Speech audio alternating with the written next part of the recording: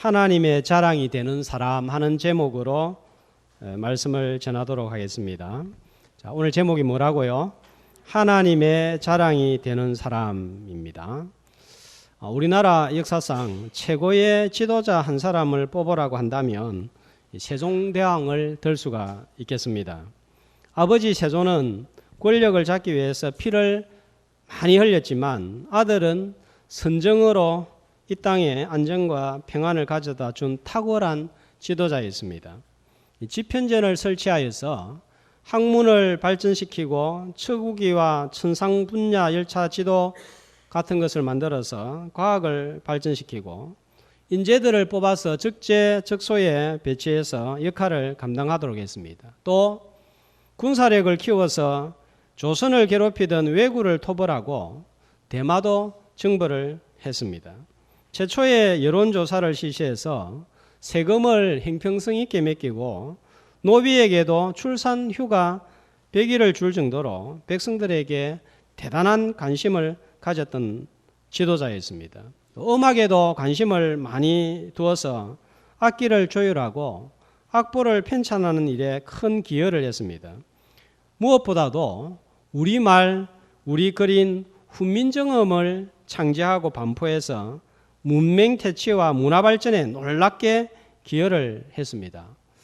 자, 하나의 분야만 잘하는 것도 힘든데 세종은 모든 분야에 탁월한 업적을 남겼습니다.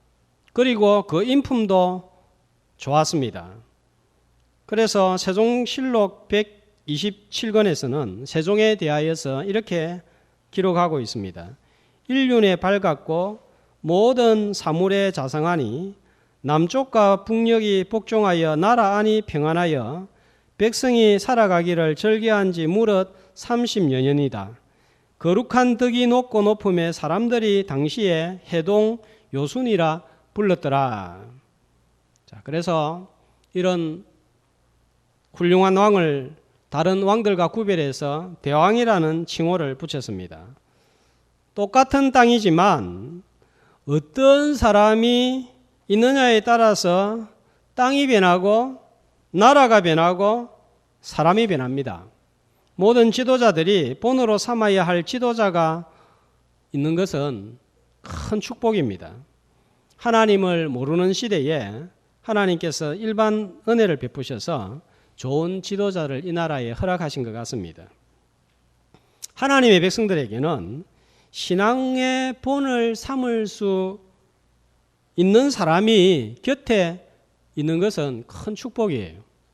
우리나라에 한경직 목사님, 또 손양훈 목사님, 예수님의 용서가 어떤 것인가, 예수님의 사랑이 도대체 어떤 것인가 참 잘 모릅니다. 그런데 손양훈 목사님을 통해서 하나님의 사랑, 하나님의 용서가 어떤 것인지 알게 하시고 또 한상동 목사님 같은 분을 허락하셔서 목회자는 어떤 사람이어야 하는지, 목회자는 어떻게 살아야 되는지, 목회는 어떻게 해야 되는지 본이 될 수 있는 사람을 주신 것은 놀라운 축복입니다. 자, 오늘 본문에는 성도들의 기감이 되는 한 사람을 소개하고 있습니다. 자, 우리가 너무나 잘 알고 있는 욥이에요. 우스 땅에 이런 신앙의 인물이 살았던 것은 우스 땅의 축복이고 특권이었습니다.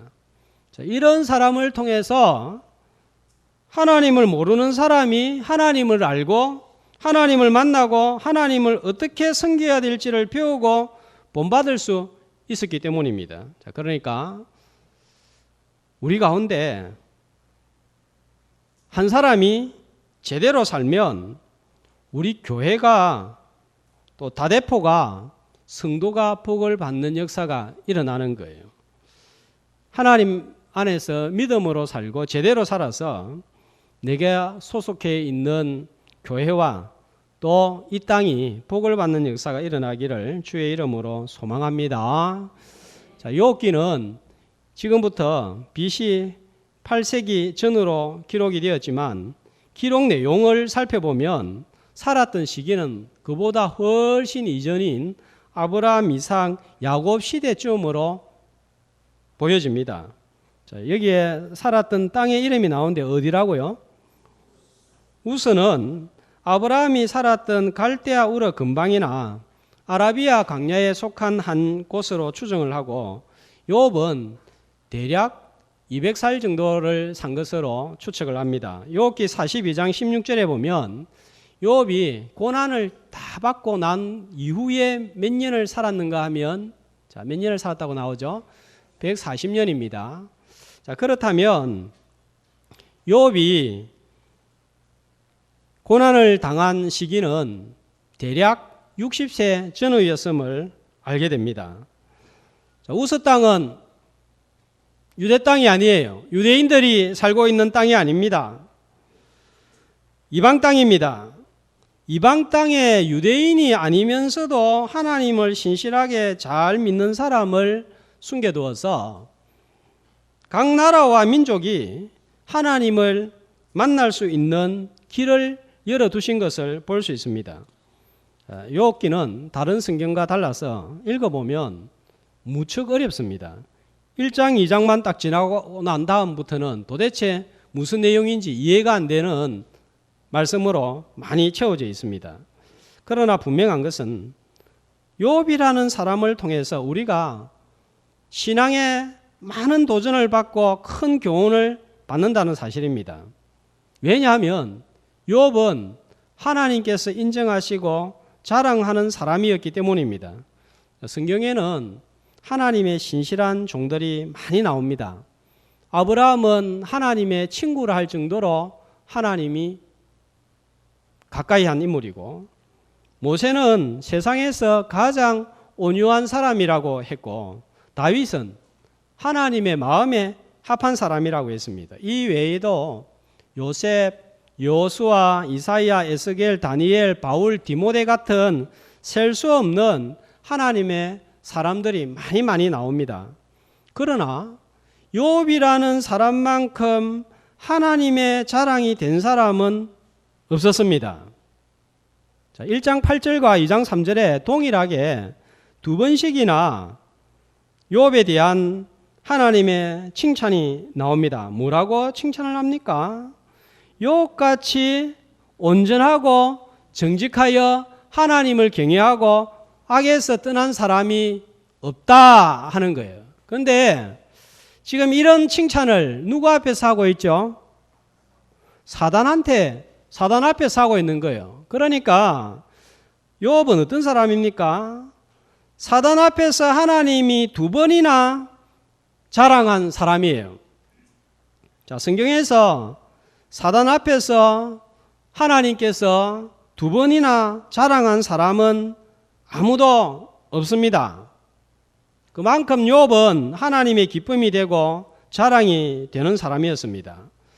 자, 오늘 어떤 점에서 하나님께서 사단 앞에서 두 번이나 자랑하는 사람이 될 수 있었는지, 어떤 면을 보고, 욥의 어떤 면을 보고 하나님의 자랑이 되었는지 살펴보겠습니다.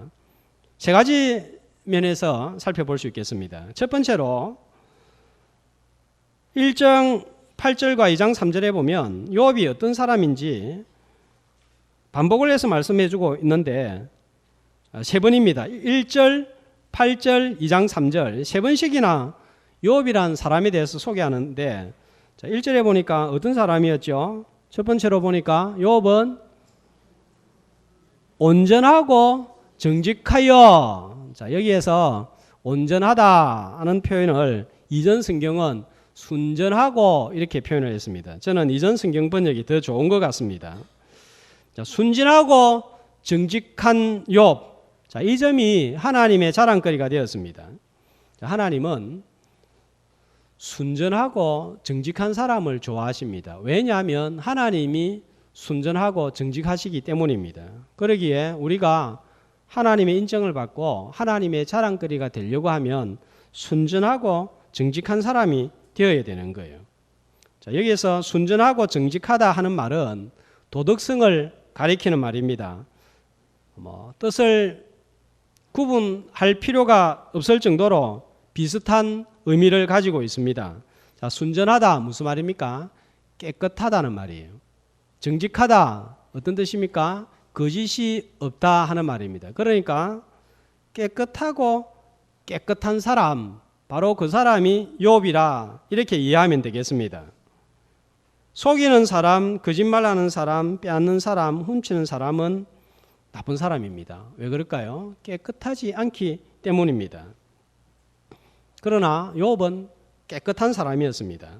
자, 욥은 어떤 점에서 깨끗했을까요? 우리가 욥기를 읽어보면 인간관계도 깨끗했고 또 여러 면에서 도덕적으로 깨끗한 부분들이 나옵니다. 특별히 오늘은 욥의 재산과 관련되어서 욥의 깨끗한 면을 살펴볼 수 있겠습니다.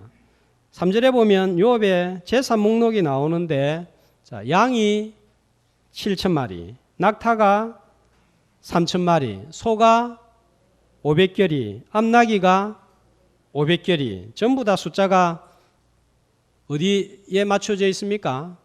합쳐보면 1000에 맞춰져 있어요.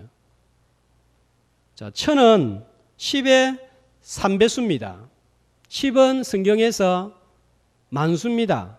가득 찬 수라는 말이에요. 풍성하다는 말입니다. 딱 이렇게 1000마리씩 1000마리씩 맞아떨어질 수 있겠습니까? 그만큼 가축이 많았다는 거예요. 고대사에서 가축은 부의 상징입니다. 엄청나게 많은 가축을 가지고 있었다. 자, 이 말은 엄청난 부자였다 하는 것을 우리에게 알려주고 있습니다. 근데 여러분, 부자가 깨끗하게 산다는 거 참 어렵습니다. 돈이 많다 보면 거만해지고 사람을 사람으로 보지 않습니다. 요즘 뉴스에 회장의 갑질 논란이 자주 등장하고 있습니다. 이 뉴스 이렇게 보면 자막을 보여주는데 이 회장이 운전기사에게 또 직원한테 막말하는 게 자막을 가려가지고 심한 말은 가려가지고 나오는데도 불구하고 야 어떻게 사람한테 저런 말을 할 수 있을까? 귀가 의심되고 눈이 의심될 정도로 막말을 쏟아내는 것을 볼 수 있습니다. 너는 내가 돈 주어서 먹고 사니까 내가 뭘 시키든지 따라해라, 똑바로 해라 이런 식입니다. 돈이 많으면 타락하기 쉽습니다. 이 돈이 많은 부자들에게 내연녀가 있다는 것이 공공연하게 알려지고 있습니다. 현대판 첩제도가 남아 있는 거예요. 돈이 많으니까 깨끗하지 않는 짓을 마음대로 합니다. 그래서 마태복음 19장 23절에는 부자가 천국에 들어가는 것이 낙타가 바늘기로 들어가는 것보다 더 어렵다고 하는 거예요. 돈이 있으면 돈은 편리하고 좋은 것인데 돈이 많으면 깨끗하지 못하고 죄를 짓고 살기 때문입니다. 요즘 정부가 세금 정책을 새롭게 내놓고 있습니다. 돈이 있는 사람들은 한 푼이라도 세금을 덜 내려고 법을 이렇게 소리고 저렇게 속입니다. 한 푼이라도 덜 내려고 어떻게 해서든지 편법을 써서 빠져나가려고 하고 권력과 결탁을 해서 상속세를 비롯한 각종 세금을 안 내려고 합니다. 이 가진 물질을 제대로 사용한다는 것은 참 어려운 거예요. 외국의 부자들도 마찬가지인 것 같습니다. 축구 선수로 세계적인 갑부의 반열에 오른 두 사람, 우리가 너무나 잘 알고 있는 유럽 리그에서 뛰고 있는 호날두와 메시 선수, 이 두 사람입니다. 이 두 사람은 축구 너무너무 잘합니다. 팬들이 많습니다. 1년에 수천억을 법니다.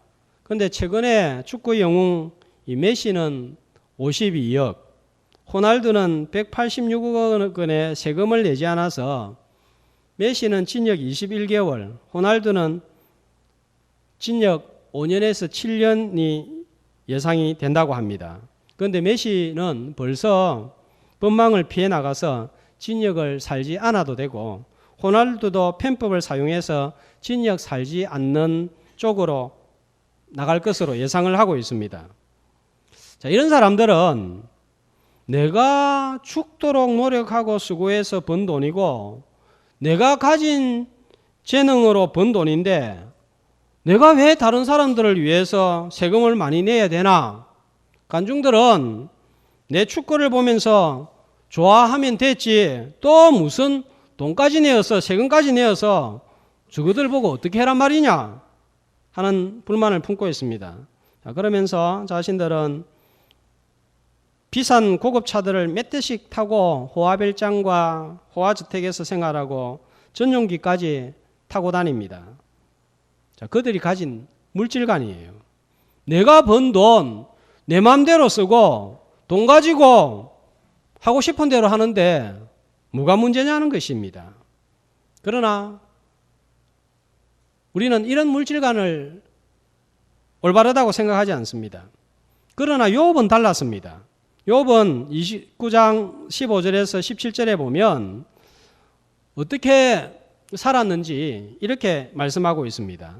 자, 맹인의 눈도 되고 다리 저는 사람의 발도 되고, 무슨 말입니까? 장애인을 보살펴 주었다는 거예요. 그리고 가지고 있는 재산 가지고 빈궁한 자의 아버지도 되고 가난한 자의 편에 서서 도와주었습니다. 불의한 자가 있으면 또 그걸 자기의 힘을 이용해서 건져주었습니다. 엄청난 부자임에도 불구하고 갑질을 하지도 않고 도와주고 나누어 주었습니다. 약자 편에서 섰습니다. 욥기 31장 9절 10절에 보면 이 욥이 재산이 많았기 때문에 첩을 두었다, 아내를 여러 명 두었다, 이것도 아니에요. 내 마음이 여인에게 유혹되어 이웃의 문을 엿보아 문에서 숨어 기다렸다면 내 아내가 타인의 맷돌을 돌리며 타인과 더불어 동침하기를 바라노라. 이 이성적인 부분에서 역시 깨끗했다는 거예요. 돈이 있다고 아내를 더 두지 않았습니다. 고대 사회에서 돈이 있으면 얼마든지 아내를 둘 수도 있었습니다. 그러나 욥은 돈 가지고 그렇게 살지 않은 거예요. 탈세도 하지 않았습니다. 자기만을 위해서 사용하지도 않았습니다. 자, 이런 점에서 욥은 깨끗했다는 거예요. 여러 가지 도덕적인 면에 있어서 깨끗했지만 특별히 물질 부분에 있어서 깨끗하고 깨끗했습니다. 물질 사용 어떻게 하고 있죠? 정직합니까? 가끔 예수 믿는 기업들이 이중장부를 만들고 탈세를 해서 완전히 교회 이미지를 망쳐 놓는 일이 있습니다. 사람에게도 부끄럽고 하나님에게도 부끄러운 일이에요. 하나님 앞에서 나는 물질을 어떻게 드리고 있습니까?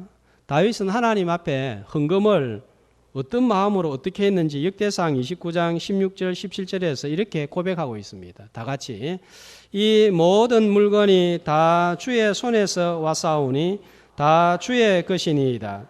나의 하나님이여 주께서 마음을 감찰하시고 정직을 기뻐하시는 줄을 내가 아나이다.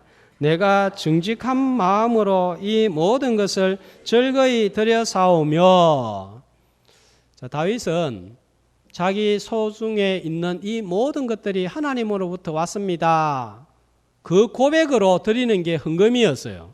그런데 어떤 마음으로 드렸습니까? 어떻게 마음으로 드렸죠? 정직한 마음으로 드린 거예요. 왜 정직한 마음으로 드립니까? 하나님께서 어떻게 드리는지 알고 계시기 때문이다. 이 사실을 믿었기 때문입니다. 11조도 건축헌금도 감사헌금도 누가 내지 않는다고 해서 아무도 야단치거나 받으러 오는 사람 없습니다. 왜 그렇습니까? 하나님께서 보고 계신다 생각하고 신앙 양심에 따라 행하는 일이기 때문입니다.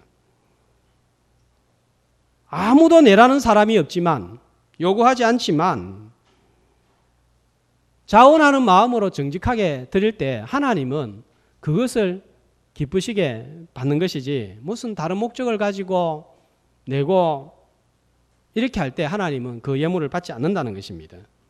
욥은 가진 물질을 나누고 하나님께 드림으로 그 물질, 받은 물질을 깨끗하게 사용했습니다. 그것을 하나님이 인정을 하신 거예요. 바른 물질관으로 하나님이 인정하시는 성도들이 되시기를 축복합니다. 자, 욥이 이 물질 부분에서 순전하고 정직할 수 있었던 이유가 무엇입니까? 전부 다 돈 앞에서 사람들이 떨려요. 돈 앞에서 사람들이 흔들립니다. 안 그런 척해도 여러분 호주머니에서 많은 10만 원이 그냥 나오는 게 아니에요. 그래서 그 사람이 어떤 사람인가 돈 쓰는 거 보면 알 수 있습니다. 내가 돈이 좀 많으면 팍팍 좀 쓸 텐데 막상 또 돈이 많아 보세요. 그렇게 되는지. 그렇게 안 되는 거예요. 그런데 이 물질을 하나님 앞에서 깨끗하게 정당하게 사용한다. 이건 대단한 거예요. 욥은 어떻게 이렇게 사용하기 어려운 물질을 정당하게 깨끗하게 사용할 수 있었습니까? 자, 그 이유가 뒤에 나옵니다. 온전하고 정직한 이유가 뭡니까? 또 어떤 사람이었기 때문이에요. 욥은 두 번째로 어떤 사람이었어요? 하나님을 경외한 사람입니다. 도덕적으로 깨끗하지만 하나님을 경외하지 않는 사람들이 있습니다. 믿음이 없어도 양심적으로 사는 사람들이 있습니다. 이 도덕 윤리성이 탁월한 사람들이 있습니다. 현자라고 부르는 사람들인데 공자, 맹자, 소크라테스 이 사람들 얼마나 도덕적으로 탁월합니까? 그렇다고 해서 이 사람들이 하나님을 믿고 하나님을 섬기지는 않습니다. 그러나 오늘 우리가 꼭 기억해야 됩니다. 하나님을 믿고 섬기는 사람들은 반드시 도덕적으로 깨끗한 삶을 살아야 됩니다. 이것이 하나님을 경외하는 사람의 증거고 열매이기 때문입니다. 누가 하나님을 잘 믿는 사람인지 잘 믿지 않는 사람인지 하나님 외에는 그 진실을 아무도 모릅니다. 그러나 우리가 외적으로 볼 때 어떤 사람이 하나님을 제대로 믿고 사는 사람입니까? 깨끗하게 사는 사람이에요. 욥은 하나님 잘 경외한다. 이걸 무엇으로 증명을 했습니까? 깨끗하게 사는 삶을 통해서 드러낸 거예요. 자, 욥기 전체를 통해서 볼 때 욥은 하나님을 어떻게 경외했을까요? 자, 계속해서 욥기를 살펴보면 욥은 어떤 사람보다 고난을 많이 받았습니다. 그 많던 재산이 침략자에 의하여서 자연재해로 인하여서 하루아침에 다 날아가 버렸습니다. 자, 2절에 보면 자녀들이 나오는데 몇 명입니까? 아들 7명, 딸 3명, 10명입니다. 10명의 자녀들 전부 다 잃어버렸습니다. 아내도 너무 힘드니까 네가 믿는 하나님 욕이나 하고 죽어라. 저주를 퍼부었습니다. 친구들도 찾아와서 욥이 죄를 지어서 이런 일이 일어났다고 상처 자국에 소금을 뿌리는 말을 쏟아냅니다. 욥기 19장 16절에서 18절 말씀을 보시면 욥이 다 읽고 나니까 사람들이 욥을 어떻게 대했는지 나오고 있습니다. 자, 종들은 욥을 어떻게 대합니까? 이종아 했더니 전에는 예 주인님 하고 달려갔는데 이제는 불러도 대답이 없습니다. 아내는 어떻게 합니까? 남편이 숨 쉬는 것도 싫어하는 거예요. 이러면 살만 나겠습니까? 남편이 숨 쉬는 걸 싫어한다니까요. 왜 그랬을까요? 욥이 병이 들어가지고 피부병이 극심하게 드니까 숨을 쉬면 냄새가 나는 거예요. 그러니까 저거 숨 안 쉬면 좋겠다. 뭐란 말입니까? 숨 안 쉬면 좋겠다. 빨리 죽어라 이 말이에요. 아내도 내 숨결을 싫어하고 어린아이들은 힘도 없는 어린아이들은 업신여기고 일어나면 에이 저 병자 환자 기아장 가지고 몸이나 끌고 다니는 저 인간 무시하고 조롱하는 거예요.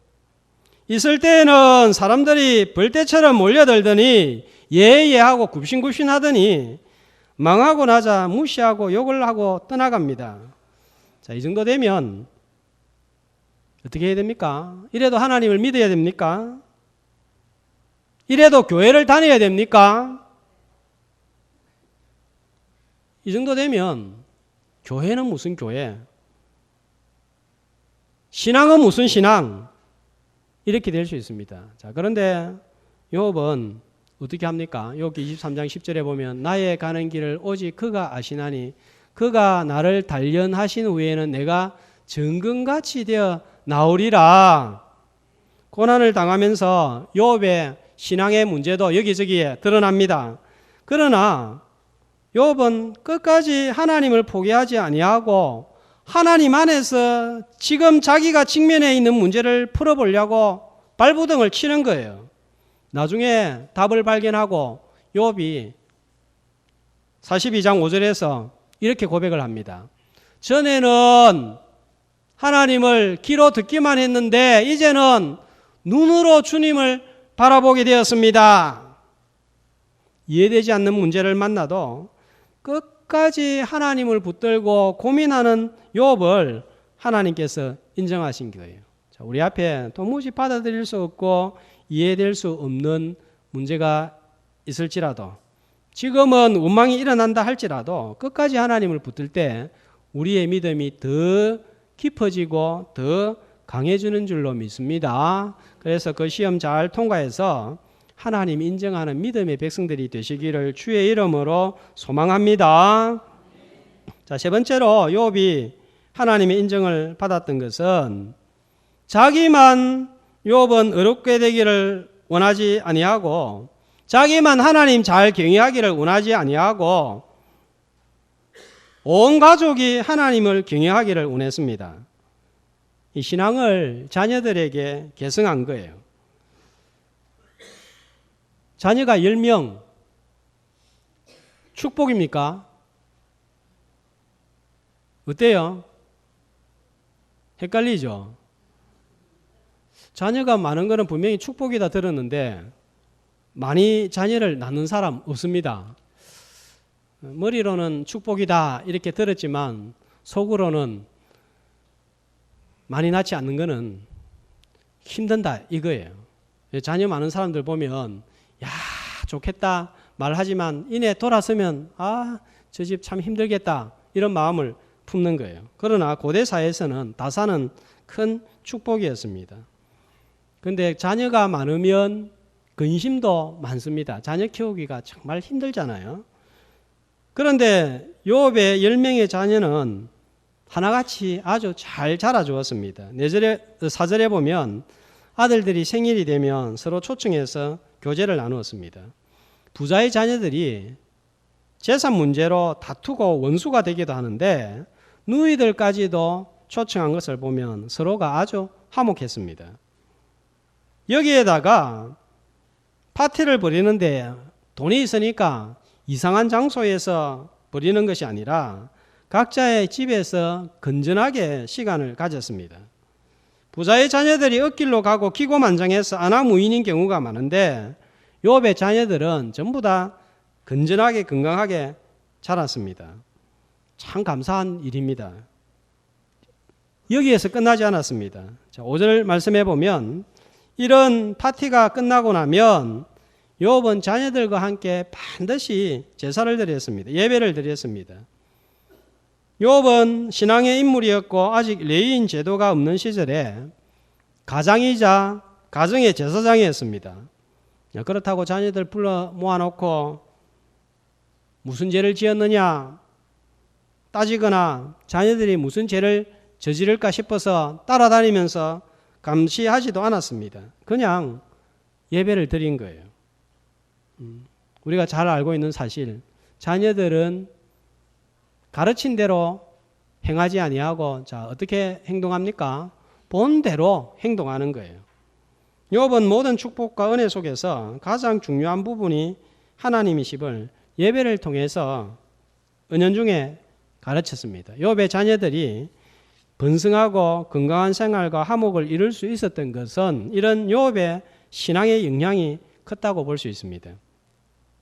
미국의 제34대 대통령은 아이젠하워입니다. 자, 이분인데 이분의 풀 명칭은 더 화이트 아이젠하워입니다.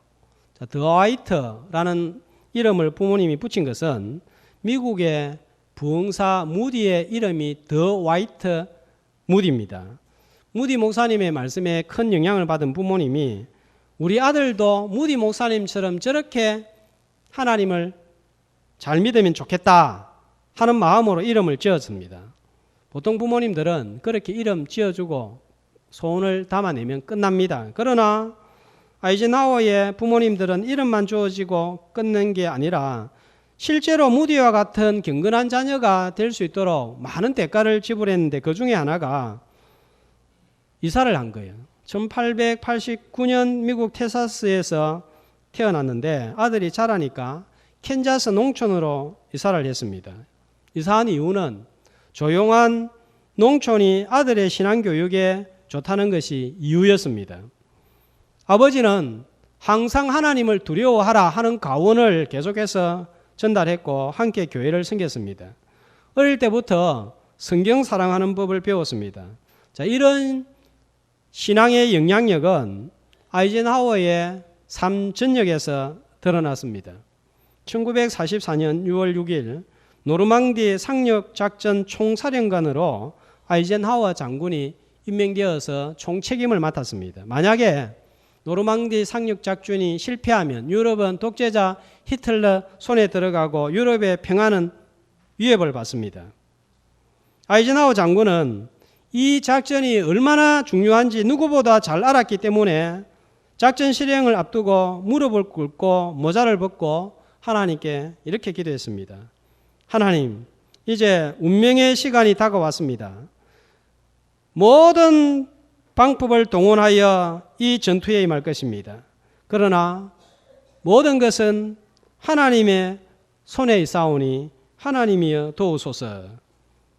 기도하고 지휘관들에게는 이제 준비하고 하나님의 손에 맡겼으니 행동으로 들어갑시다. 그렇게 전투를 치렀습니다. 그가 가장 좋아하는 성경 구절은 스가랴 4장 6절 힘으로 능으로 되지 아니하고 여호와의 신으로 말미암아 되느니라 하는 말씀이었습니다. 노르망디 작전이 성공해서 세계 평화가 지켜지고 승리 후에 미국의 대통령이 되었고 취임식을 할 때에 빌리 그레이엄 목사님에게 취임식에 어떤 성경 구절을 인용하면 좋을지를 물었다고 합니다. 6.25 전쟁이 일어났을 때 우리나라에도 찾아왔습니다. 그리고 아이젠하워 대통령의 아들이 우리나라 6.25 전쟁에 참전 중이었기 때문에 만약에 네가 적군의 포로가 된다면 자결하라는 메시지까지 남깁니다.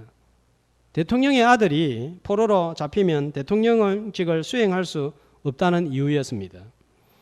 믿음을 따라 산 위대한 대통령이었습니다. 이 모든 것은 부모님으로부터 물려받은 신앙이 영향을 발휘했습니다. 대통령 많습니다. 지도자 많습니다. 그러나 하나님을 영화롭게 하는 대통령은 그렇게 많지 않습니다.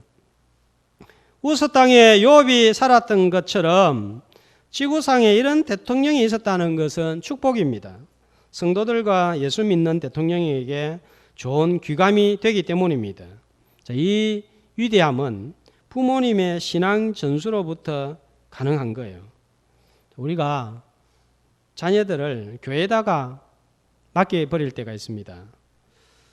그러나 자녀들은 부모가 어떻게 예배하는가를 보고 배우는 거예요.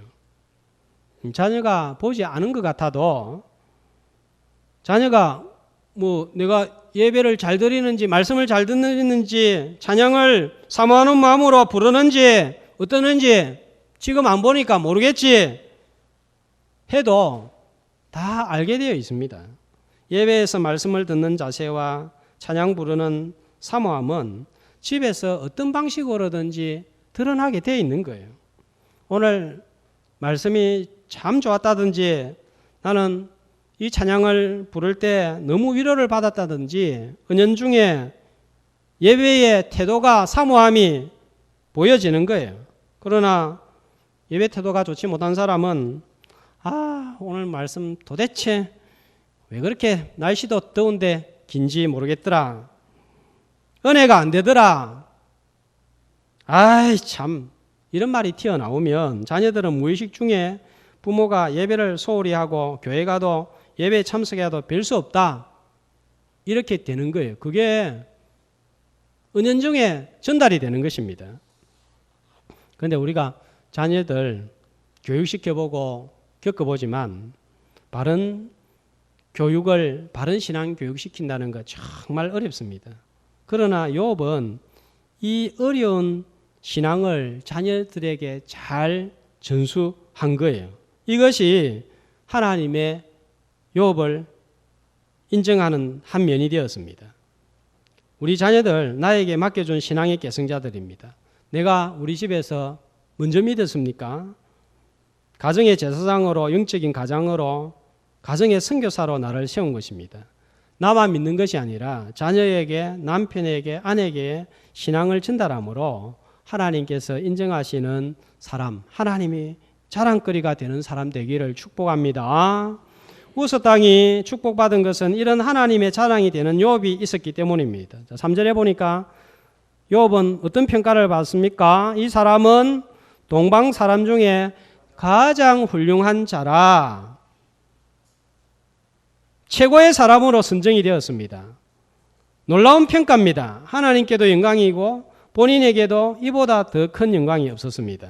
하나님을 경외하여 순전하고 정직한 사람이 되고 신앙을 계승했기 때문입니다.